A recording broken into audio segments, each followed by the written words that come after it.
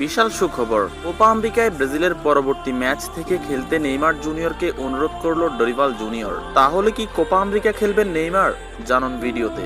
দর্শক, Neymar junior যেদিন উরুগুয়ের বিপক্ষে পায়ের লিগামেন্ট ছিঁড়ে যাওয়া মারাত্মক ইনজুরিতে পড়েছেন, সেদিন থেকেই হলুদ শিবিরে ভর করেছে কালো অধ্যায়।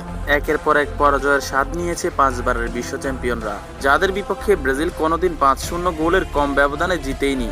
তাদের বিপক্ষেও ম্যাচ হেরেছে সেরেসাওরা। ব্রাজিলের এমন একটি অ্যাচিভমেন্ট শুধুমাত্র নেইমার জুনিয়র ব্রাজিলের একাদশে না থাকার কারণেই হয়েছে। এটা আমি মানি, আপনি মানেন এবং ব্রাজিল কোচ ডরিভাল জুনিয়রও মানেন।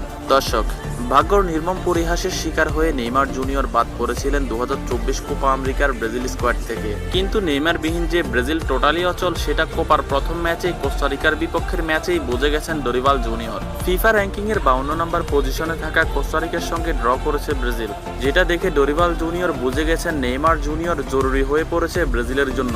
সেজন্যই নেইমার জুনিয়রকে কোপা আমেরিকায় ব্রাজিলের পরবর্তী ম্যাচ থেকে খেলার অনুরোধ করছেন ডরিভাল জুনিয়র। সম্প্রতি কোপা আমেরিকার এক সংবাদ সম্মেলনে ডরিভাল জুনিয়র বলেন, আমাদের ফরওয়ার্ডে প্রচুর ঘাটতি রয়েছে, যেটা একমাত্র নেইমার জুনিয়র পূরণ করতে পারবে। যদি সে মনে করে খেলতে পারবে, তাহলে আমাদের পরবর্তী ম্যাচ থেকে খেলতে পারবে। আর যদি শারীরিকভাবে প্রস্তুত না থাকে সে, তাহলে দ্রুত প্রস্তুত হয়ে কলম্বিয়ার বিপক্ষের ম্যাচ দিয়ে আগমন করুক নেইমার, এটাই চাওয়া। দর্শক, 90 ভাগ ইনজুরিতে থাকা নেইমার জুনিয়র কি ডরিভাল জুনিয়রের এই অনুরোধে সাড়া দিবেন? এবং ইনজুরি নিয়ে মাঠে নামা কি ঠিক হবে নেইমারের জন্য? কি মনে হচ্ছে আপনার কাছে?